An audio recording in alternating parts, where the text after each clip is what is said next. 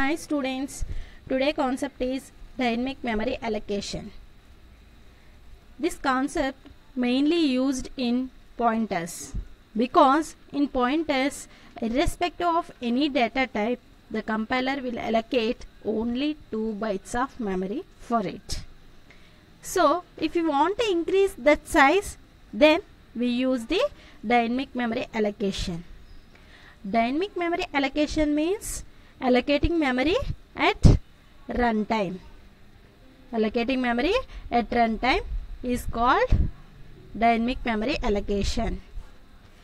When the program is terminated, the dynamically allocated memory is deallocated. When the program is terminated, the dynamically allocated memory is deallocated automatically. C provides two functions for memory allocation. They are malloc, calloc. C provides one function for deallocation, that is free. C provides one function for reallocation, that is resize. All these functions are predefined functions. So if you want to use these functions, then you must include the header file alloc.h or stdlib.h because all these functions are at alloc.h.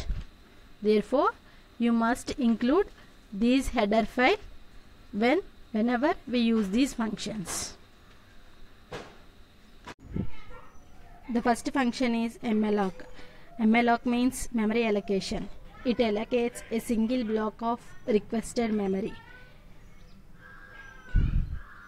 If the creation of memory allocation is successful, then it returns starting address to the pointer.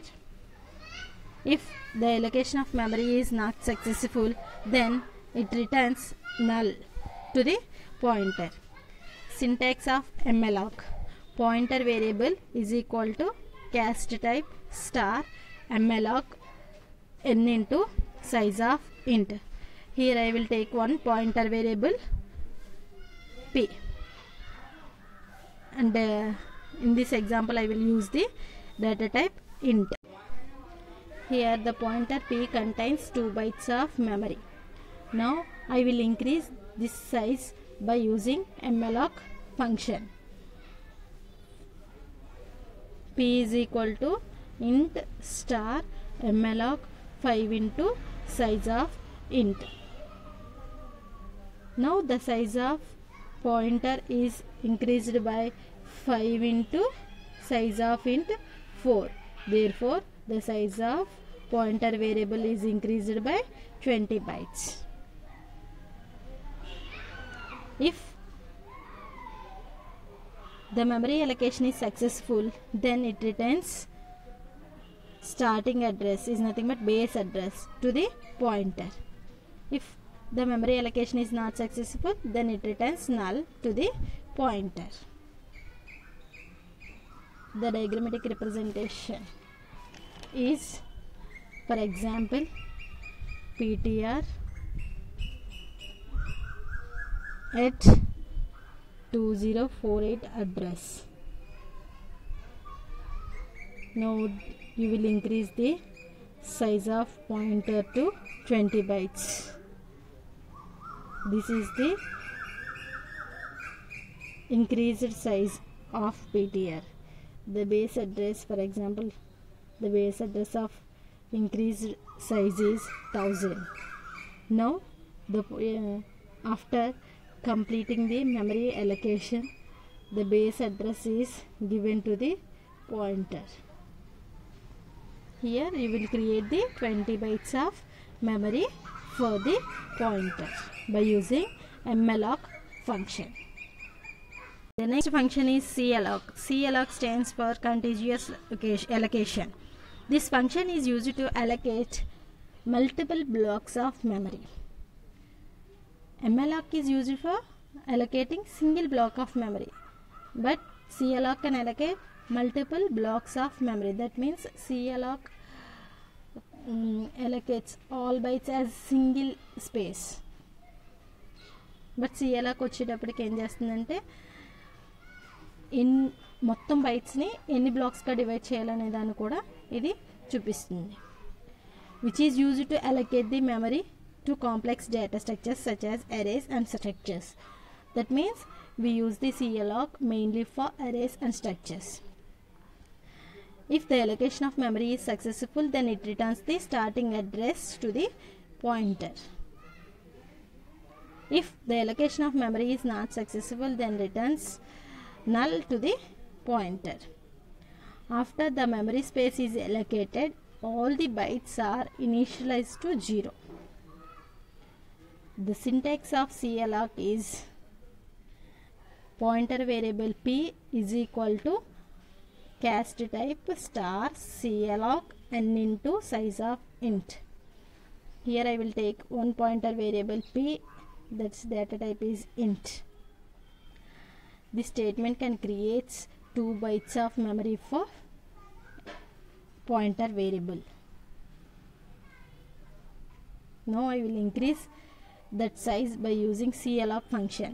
P is equal to int star CLOC 5 into size of int. That means the size of P is increased to 5 into 4, 20 bytes. Both are similar, but the main difference is it allocates different blocks. How many blocks are depended on? N contains 5. Now the blocks are divided into 5. Total 20 bytes. This starting address is 1000. PTR is at 2048. If the memory allocation is successful, then it returns starting address to the PTR. If it is not successful, then it returns null to the pointer. Here you will use 5 blocks. So the memory is divided into 5 parts. All are initialized to zeros. The next function is realloc. Realloc means reallocation of memory. This function is used to reallocate the already allocated memory.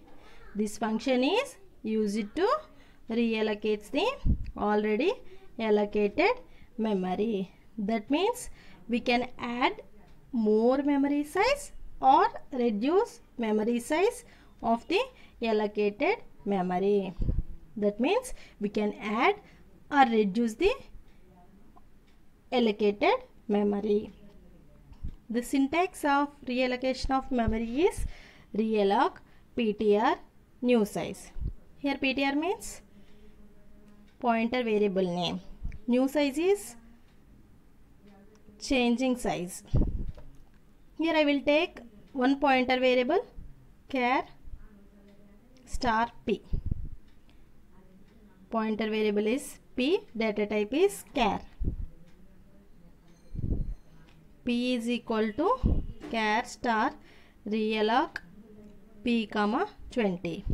Here these statements can change the pointer variable size to 20. That means it resizes the size. The next function is free. This function is used to freeze or release or deallocate the dynamically allocated memory. The function free is used to deallocate the allocated memory. This is done by free pointer variable name. Free pointer variable name.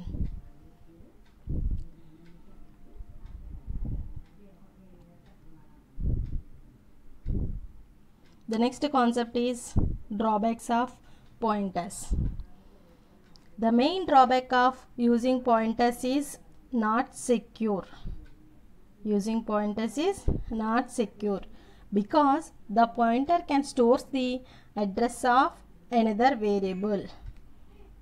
So, using this address, pointer can change the value of the variable without any restriction, even the variable is private. This is the main drawback. The next drawback is memory leakage. Memory is leakaged when the memory is used but not released. The next drawback is use of uninitialized pointers. Uninitialized pointers can be dangerous. The next drawback is memory corruption. The memory corruption is occurred with the pointers are updated with incorrect values. The memory corruption is updated when the pointer is updated with incorrect values. The next drawback is dangling pointer problem. Dangling problem occurs when the pointer pointing to the memory location of the deleted object. That means the object is deleted but still the pointer is pointing to the object. This is the dangling pointers problem. Thank you.